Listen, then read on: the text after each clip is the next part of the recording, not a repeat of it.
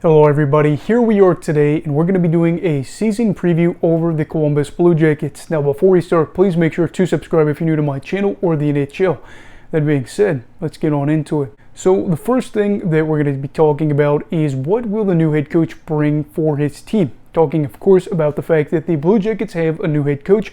After moving on from Brad Larson, they ended up having him coach for nearly 2 full years, let him go a couple games early, and things didn't go well there. Now, I don't think everything could be attributed to Brad. This was a team that was not in a spot necessarily to compete, especially last year. I think when the injuries started to pile up early on, things really got out of hand. Either way, the club really felt like they needed a new direction. Then we heard rumors that Mike Babcock would be that guy.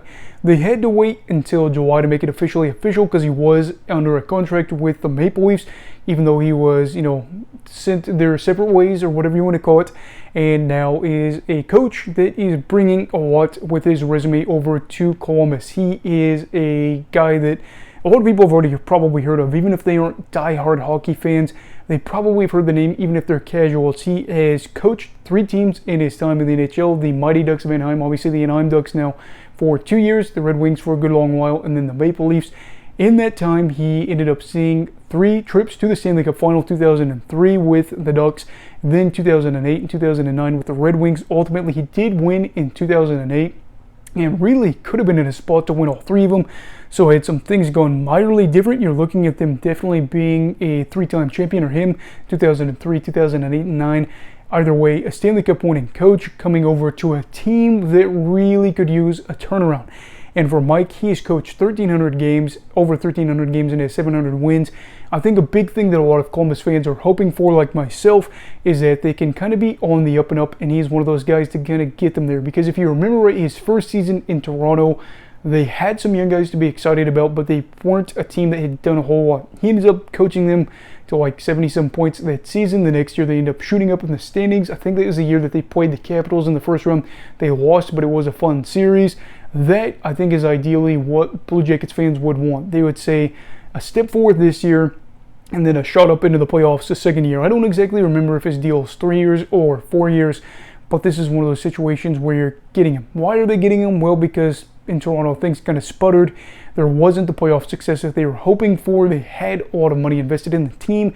Things weren't working out, and ultimately when they got off this slow start, he and them parted their ways. There was talk about conflict within the locker room. He ended up, since that time, coaching at the University of Saskatchewan. Shout out to them. Obviously, they've got a good football program there. Back-to-back Vanier Cup appearances, but he coached hockey, not football. So anyway, back to the point. He has not coached in the NHL for a minute. What makes this, a different situation? Will he end up getting in fights with these players? Well, I think a big thing here is that he said that he's had time with the guys up in Saskatchewan and just more time to reflect about what it means to be a coach, and understands that he's made some mistakes along the way and wants to try to be better. Is that all just, sweet talk, whispering in somebody's ear and nothing's changed? That is true. That is very possible that could be the case. Could he have actually changed? I'm hoping so, because it would be one of those better stories to say, this guy obviously realized he was in the wrong and then kind of grew as a person, ended up getting some positive experiences out of it. For the Jackets, they really would like it too, because again, if they are able to mimic success that the Red Wings had, that the Maple Leafs had, then they would be one of the better teams in the league while he's there. And I think that they have some of those young pieces that we're really hoping for, that if he can kind of get them going and get them a little bit more of a spark, and some of these guys that their development's been a little slow, then it could be great news for the team. The second talking point is whether or not the Stars can stay healthy this season. Last season, we knew that if the Blue Jackets were going to be a team that did anything that they wanted to achieve, they were going to have their top-end players play well. Didn't exactly go that way. You had Laine, who missed some time with an ankle injury. He ended up playing just 55 games on the season. Did finish with 25 goals, which was second on the team. Zach Werenski, their number 1 blue liner, mind you, ended up missing the rest of the year with the torn labrum after 13 games through the season. That was disappointing. A guy that had led the NHL for defensemen for goals at one point in his career. If it wasn't first, I think he was second at least, and a guy that got a big deal. So that was a problem. Elvis, of course, their goalie, ended up missing chunks of the season.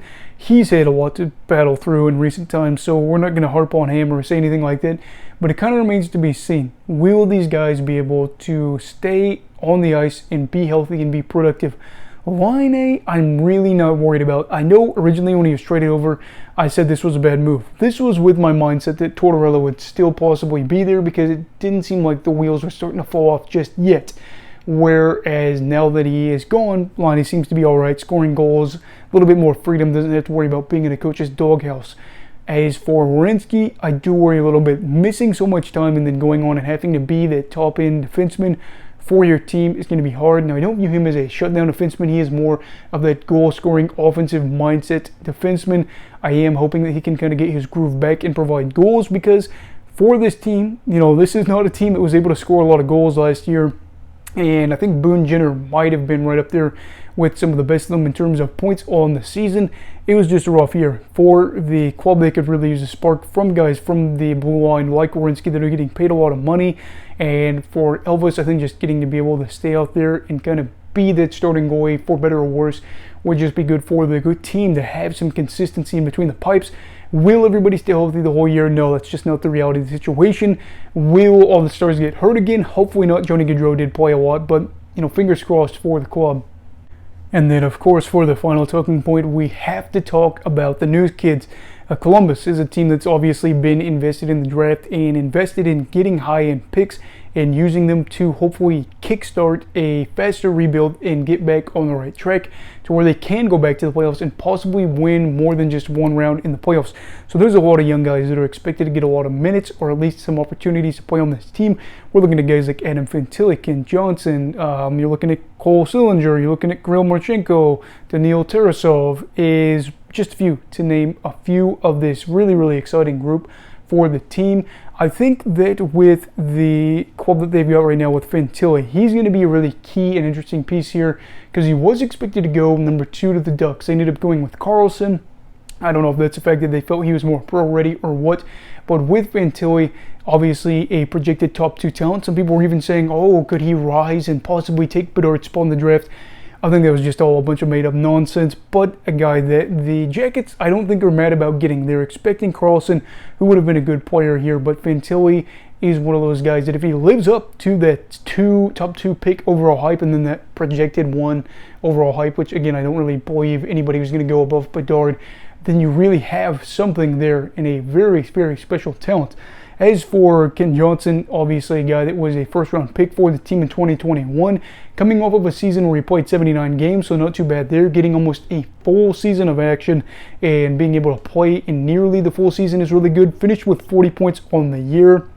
I think while he may not have had the flashiest year, one really good thing that was better compared to year 1 was the fact that compared to those first 9 games that he played the season prior to the season prior, was the fact that he was able to get more shots on goal. The first 9 games that he played in the NHL, he had 15, I think, shots attempted and only 5 ended up going on net. Things got better last year, so that's good to see for him there. Hoping that maybe year 3 could be even better than year 1 and 2. I don't really think you would count year 1, but still, hopefully for him, he can take that a leap forward and continue to grow as a young player that's pivotal for this franchise. Cole Sillinger is another one of those players that we have to talk about. I am worried about Cole. I'm hoping Babcock can kind of get him fixed because he has got plenty of playing time at this point, or at least plenty of games in the NHL through his first 2 seasons. This past season, he struggled with 11 points in 64 games played. My biggest worry is the fact that if you go in and look at some of these things, he wasn't playing top-end competition. He was playing bottom 6 guys and ended up averaging, about a point every 6 games. That is not good for a guy that's taken in the first round and has got to see, a little bit. He's got, more than his cup of coffee in the NHL. Still young and going into this next season, I really am hoping we can see a turnaround for him because if it's another disappointing year, you have to start to wonder, is he a bust? I hope not, but man, if he has another year like this, you really start to worry. Then you got Kirill Marchenko, and this is a player that is just funny. I think it's funny because the fact that he broke the record for most goals to start out his career or anybody's career without an assist. I think it was like 13 goals to start off the season before he picked up his first career assist. He had 25 points on the season.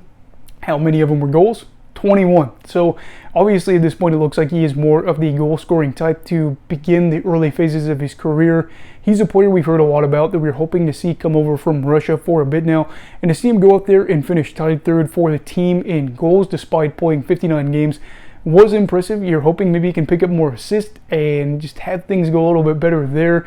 There's a lot of other areas of his game that need a lot of work, but to have a young guy that can score 20 goals in that first stint of NHL action is good.